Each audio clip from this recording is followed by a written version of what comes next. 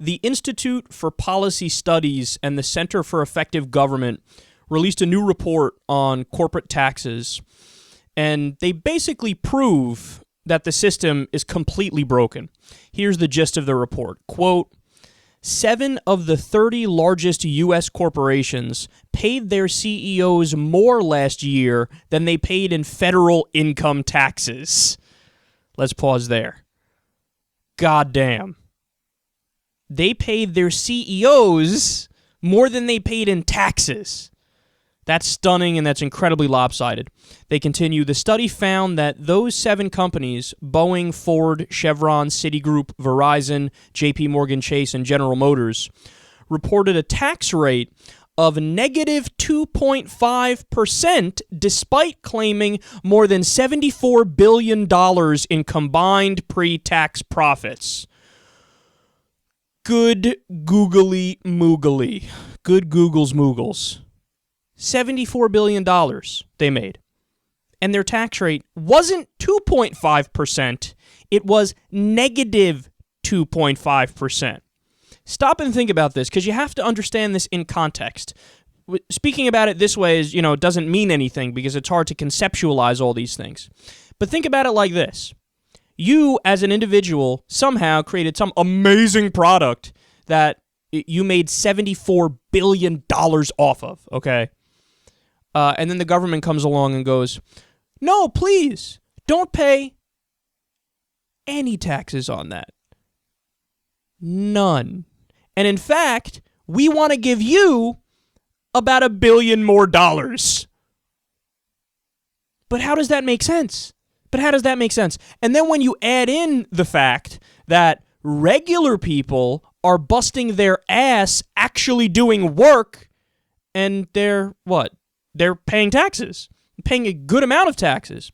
We've spoken about this before, but if you're an accountant, if you're a teacher, if you're a construction worker, if you're a salesman, if you just have a regular job, let's say you make decent money, you make $80,000 a year. Okay, well, you're paying probably 25%, 30% in taxes. Meanwhile, Mitt Romney, who makes $20 million from sitting on his ass, he just makes it through investments, pays 14% in taxes. So he makes millions, does nothing, and pays a lower tax rate than you when you have to get up every morning and, it's fucking cold outside and you're tired and you forgot to have your coffee and you hate John at work, he's a dick, and the list goes on and on. So how does that make sense? That doesn't make sense.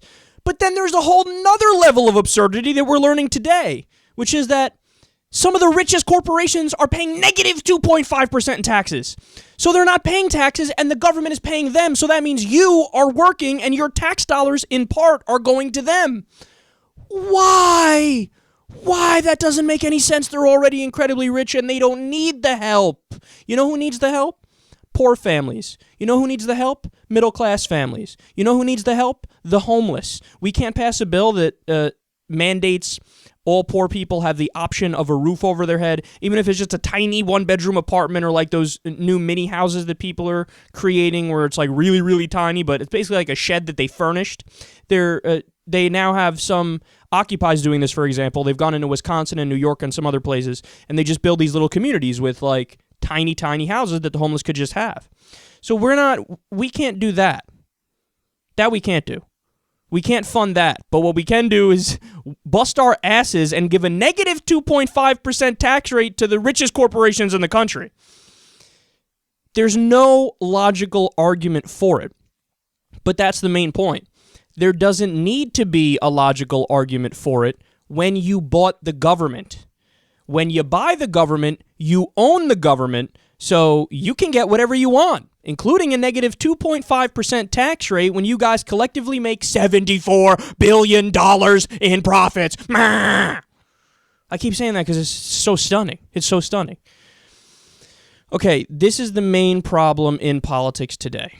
The main problem is the multinational corporations, the rich, the billionaires, Wall Street, they give money to the politicians.